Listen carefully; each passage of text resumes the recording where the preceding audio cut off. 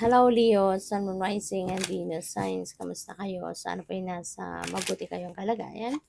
Welcome back po sa Star Tarot. At kung bago kayo dito, welcome din po kayo. Please subscribe, like, share my videos, and leave me a comment kung nakaresonate po kayo. Thank you. So, Leo, first card ninyo, we have angel number 1122. Ayan, so mayroong great shift dito na mangyayari. No? Merong malaking pagbabago na po pwedeng maganap. At maaari no, na ito ngayon yung simula ng personal growth mo. Ito yung simula ng pag-grow mo as a person. 'Di ba? Maaari din no, na sa ngayon merong mga goals kayo sa buhay na magma-manifest na mangyayari. 'Di ba? So this is good. But yeah, meron dito mga positibo din pagbabago na mangyayari talaga at pupuwedeng biglaan ang mga pagbabagong ito. So depende sa inyong sitwasyon. But yes, there are going to be a lot of different changes, transformation na mangyayari. So we have angel number 2002. Ayan. So sabi dito, you have more control over your life than you realize. Learn and execute what interests you. Ayan. Turn things around. It gets better with time. Ayan, so there are also plenty of friends to make. Wow. So baka meron kayong mga okasyon na pupuntahan, meron kayong mga gatherings na pupuntahan. That's why makakakilala kayo ng maraming bagong tao, no, na pwedeng maging kaibigan mo, no? So pwedeng may ganun. At saka yan, ito yung pagkakataon mo siguro, no, mabibigyan ka ng opportunity ngayon ng universe to execute, no, na gawin kung ano man yung mga gusto mong gawin. Ano man yung mga interests mo sa buhay, maaaring sa ngayon, magagawa mo din yun. So, what else? We have angel number 1414. Um, Sabi dito, focus on your needs, desires, and hobbies. Everything is more accessible with a light attitude. You will be blessed with new opportunities, a new friend, or an addition to your family. Wow. So, meron dito mga blessings na dadating. Maaaring iba't ibang klaseng oportunidad ang dadating, no? Depende sa inyong sitwasyon. Pwedeng oportunidad dito sa trabaho, sa career, business, pupuwede rin na yun nga meron kang mga bagong magiging kaibigan. You may be, meeting new people dito na potential na maging kaibigan mo or pupuwedeng maging addition sa pamilya.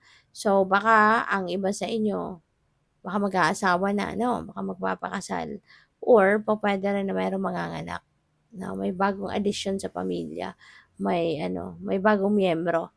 So, pupuwedeng gano'n din ang ganap diyan, 'no. So, good luck sa'yo. So, tignan natin kung ano pa ang ganap. And by the way, maraming salamat 'no, for subscribing. And if you haven't subscribed yet, subscribe na kayo. And also, maraming salamat din for not skipping the ads. Malaking bagay po 'yun sa akin. And also, please click the join button sa baba ng video kung gusto po ninyo na mag-join kayo sa membership. Okay? Salamat po. So, we have a yes card. Ayan, yung yes card na to, hindi pa to definite yes, no? Hindi pa to sigurado. May chance pa to na mabago. Depende sa mga pakikipag-usap ninyo, transaction ninyo. Pwede pa itong maging siguradong yes na hindi na mababago or pa pwedeng maging no or maybe. 'Di ba? So, depende sa pakikipag-usap ninyo, depende sa information na maaaring marinig pa ninyo or makuha ninyo. Kaya po pwede pang magbago yan. So, what else? We have trust. Ayan. So, magtiwala ka lang. Okay, Dio? Magtiwala ka, no, na lahat ng bagay, di ba, is for your best interest. Even if, so image ito ni Papa Jesus, di ba? So, magtiwala ka sa Kanya. Kasi may plano siya para sa ating lahat, no? He has a divine plan for each and every one of us. Kaya magtiwala ka lang, no, na kung ano yung mga nangyayari, mga nag-unfold sa buhay ninyo, yan ay for your best interest. Yan ay kaparte ng kanyang plano para sa'yo. Even if sometimes may mga nangyayaring hindi paborable sa'yo, 'di ba?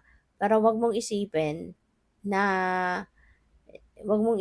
na 'yan ay ikakasama mo. 'Wag mong isipin na hindi ka na makakarating sa goal mo or sa pangarap mo, 'di ba? Magtiwala ka lang kasi nakaplano ng lahat, 'no? Nakaplano ng lahat 'yan. Yung journey natin, yung soul's journey natin, nakaplano ng lahat 'yan ng universe. Kaya, 'di ba, hindi naman hindi naman kasi pupuwedeng puro puro suwerte lang, 'di ba, ang dadating sa atin. Kasi kung puro success lang, 'di ba, walang failure, papaano natin maa-appreciate 'no, yung success kung hindi nga natin naranasan, 'di ba, yung mag-fail, yung gano'n ba. Kaya hindi lahat 'no ng sitwasyon ay puro maganda lang. Kasi kailangan ng balanse, eh, 'di ba? Kailangan natin ng balance. Kasi do'n sa mga problema, do'n sa mga challenges, 'di ba, na nangyayari sa buhay natin, do'n tayo natututo, eh. Do'n tayo nagiging doon lumalabas 'no, sa mga problemang 'yan, diyan lumalabas yung ano natin, yung tibay natin, yung galing natin, yung tiwala natin sa sarili natin, 'di ba? Nasusubukan tayo, eh, 'di ba? Nasusubukan tayo kung gaano tayo katatag, kung gaano kalakas ang loob natin, 'di ba? Kaya magtiwala ka lang, okey? If may mga nararanasan ka ngayon na mga challenging situation or kung may nararanasan kang mga unfavorable na mga circumstances, kalma lang, okey? Magtiwala ka lang na lahat ng 'yan, parte 'yan ng soul's journey mo, okey? So, we have look for a sign, ayan. Baka ang iba sa inyo, Leo, you are praying for a specific sign, okey? Baka nagdadasal ka, humihingi ka ng confirmation, humihingi ka ng clarity, humihingi ka ng enlightenment. So, kung humihingi ka ng specific sign, look for it, 'no? Nandiyan diyan na, alam mo 'yan kung saan mo 'yan makikita. So, look for it. Tignan mo, be on the lookout for that. Kasi maaaring 'yan ay, ipinadala na sa'yo ng universe, you know? Or kung hindi man, kung wala ka mang specific sign na hinihingi, so just look for a sign, kasi for sure merong guidance ang universe para sa'yo, 'no, kung papaano mo na ina-navigate ang mga circumstances mo sa buhay, okay? Marami 'no, yung mga ginagamit ng universe na mga signs, yung mga random signs na pinapadala niya sa atin para na gabayan tayo, bigyan tayo ng clarity, bigyan tayo ng kalinawan sa isipan. Nandiya diyan na yung mga specific kind of birds, 'di ba? O kaya mga dragonfly, iba't ibang kulay ng butterfly, 'di ba? Yan ay mga ilan lang 'no, sa mga nature elements na ginagamit ng universe para maghatid sa atin ng guidance. Kaya be on the lookout for that. Kunyari, feather, baka nakakakita kayo ng feather in an odd places. O kaya, coin, 'di ba, in an odd places. Yung hindi mo naman, alam mo yun, nilalagay ng universe yan sa yung mga coin feathers na yan. Nilalagay niya yan sa mga lugar na imposibleng, alam mo yun, kung sa isip lang natin, imposible, bakit nagkaroon dito ng feather? Bakit magkakaroon dito ng coin?